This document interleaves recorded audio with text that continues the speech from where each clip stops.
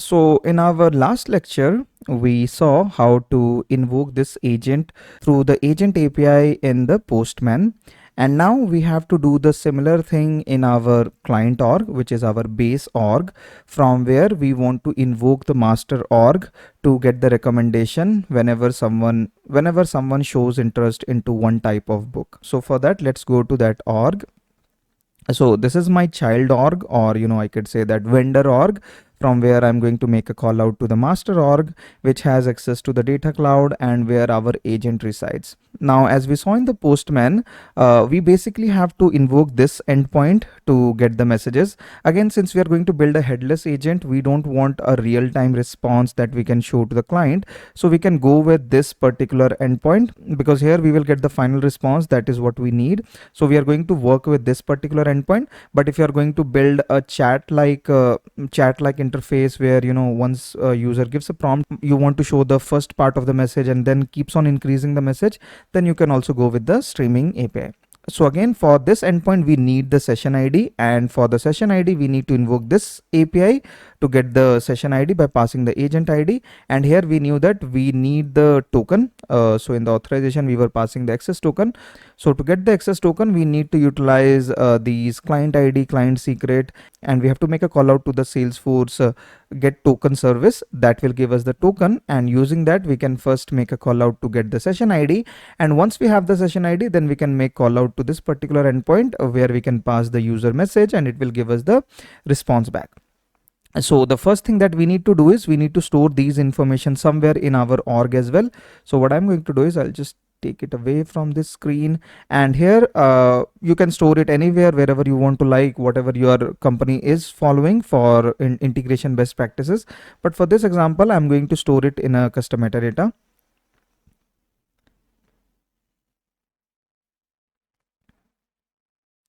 So here I have this creds metadata, and let me show you this.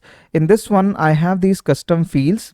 So first I have is agent ID. So this will tell us that, you can have multiple records here in case you want to make call out to multiple agents in the parent org.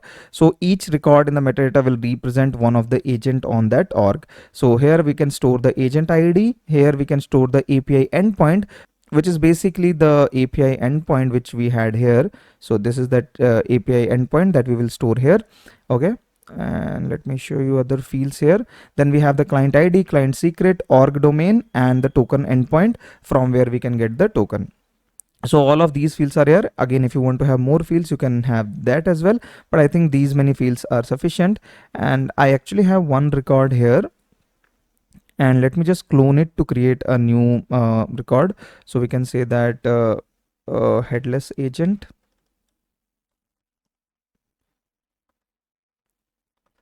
We need to add the client ID here. So I'm going to copy it from my Postman collection.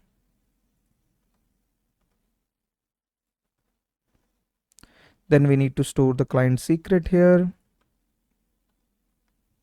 The token endpoint will remain this only. It could be login.salesforce.com /services/auth2.token. But if you have enabled my domain, then you can give the domain. It is again a standard endpoint to get the token. You can find it from any REST API documentation.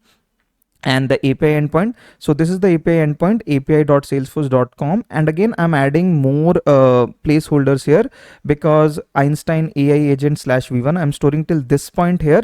And this will be my base endpoint. I will be adding endpoint for the session and for the messages. So again, if I show you here, when we were invoking this start session, then it was api.salesforce.com /Einstein /AI agent /v1. So up to this point, the URL is actually common. So this part I'm storing in the metadata, and this part is something that will vary. So here we were saying after v1, we have agents, we have to pass the agent ID and sessions. And when we have to invoke the message API, then again, after v1, we will change the endpoint. So this part I'm storing in the metadata.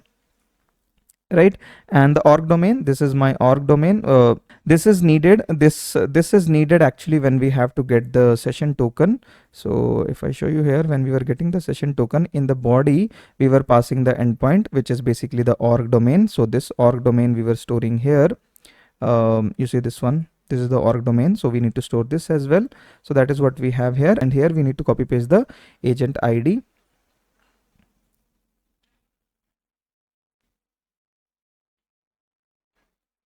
So let's get that agent ID from the master org. So this is my master org, and here let's go to our agent.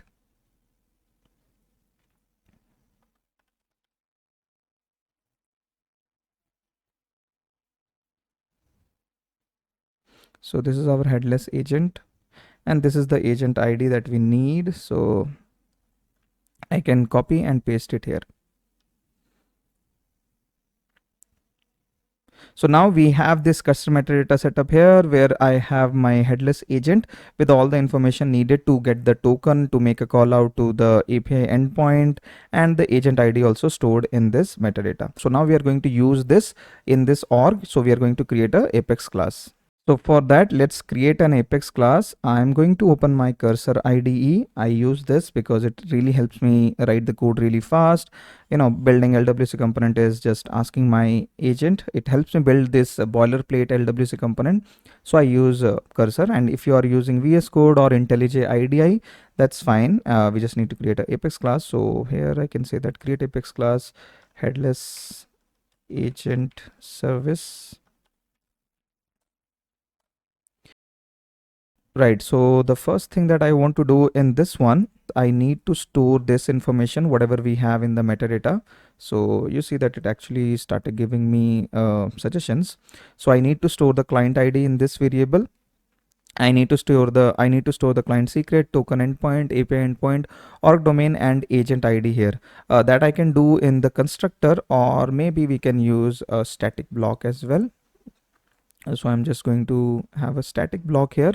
So what I'm doing right now here is that I'm getting the metadata record. So in this case, I need to get the correct metadata record, which we just created right now, which is this one, headless agent.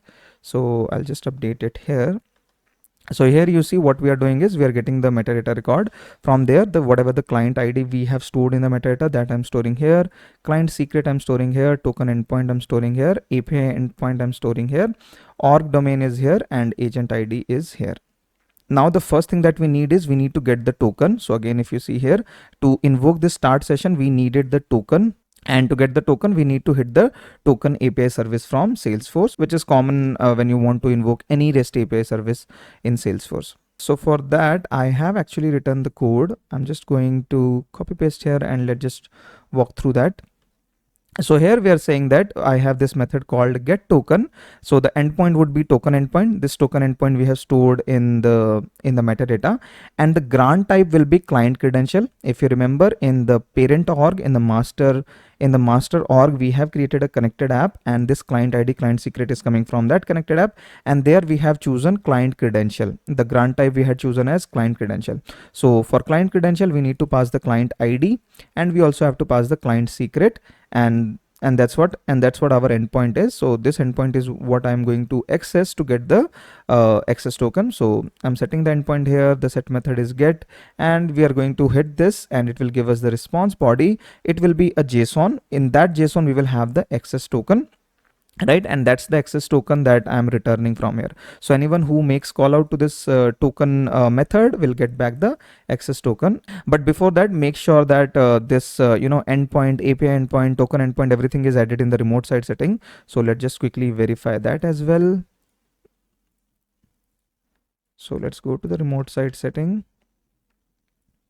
because we are going to make call out from here. So here you see that for the agent API, I have a remote side setting here, and for the org, like for getting the token, I'm going to hit this one where I'm going to get the token. So again, this URL is basically this one, token endpoint URL is this one. So this org slash services slash auth true slash token. So I'm going to make a call out here. So I need to add that as a remote side setting. So I have added all that in this org. So we are actually good to go. And so as of now, what we have done is we created a new class, headless agent service, where we have these attributes which are going to store the information from the metadata, and that we are storing in this static block. And after that, we have created one method which is going to return a access token. So let's just deploy this. Let's see if we are able to deploy this.